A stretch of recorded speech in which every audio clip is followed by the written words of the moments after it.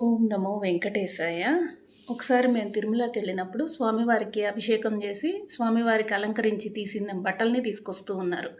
So, అక్కడుండే అయ్యగారు వాళ్ళని అడిగినప్పుడు, ఆ బట్టల్ని ఇలా తీసి మాకు ఇలా అద్దారనమాట.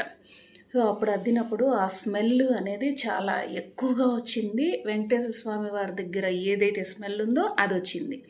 సో, మేము అయ్యగారు వాళ్ళని అడిగాము. "ఏంటి స్వామి ఇంత స్మెల్ వచ్చింది? అంటే ఇలాగే ఉంటుందా రోజంతా?" అంటే, "అవును స్వామివారికి అభిషేకం చేసినప్పుడు పునుగు తైలం రాస్తారు. దాని మూలానే ఇంత స్మెల్" అని చెప్పారు. అవునా! పునుగు తైలం అంటే ఏంటి అంటే పునుగు పిల్లి నుంచి తయారు చేస్తారు అనండి. దాని తర్వాత మేము కొంచెం దాని గురించి ఎంక్వైరీ చేసినప్పుడు తెలిసిందేంటంటే పునుగు పిల్లి అనేది ఒకటుంటుంది. అది తిరుమలలో స్పెషల్‌గా ఉంటుంది. చాలా తక్కువగా ఉంటాయి అని చెప్పారు.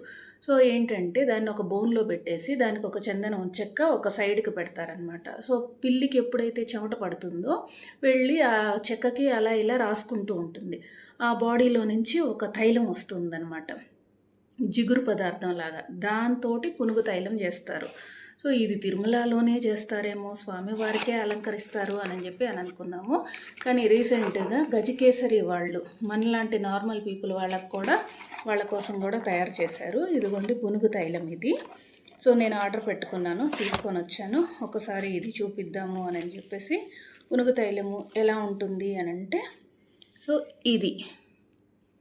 దీన్ని ఇలా బయటకు తీస్తేనే విపరీతమైన స్మెల్లు చాలా, అక్కడ నేను ఏదైతే ఫీల్ అయ్యానో అదే స్మెల్ ఇక్కడ కూడా వస్తుంది.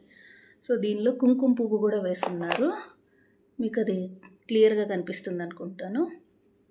సో, దీన్ని ఇలా తీసుకొని జస్ట్ కొంచెం ఇట్లా అప్లై చేస్తే ఆ ఫీలు వైబు ఏదైతే ఉందో అది డైలీ మనం కూడా అనుభవించవచ్చు.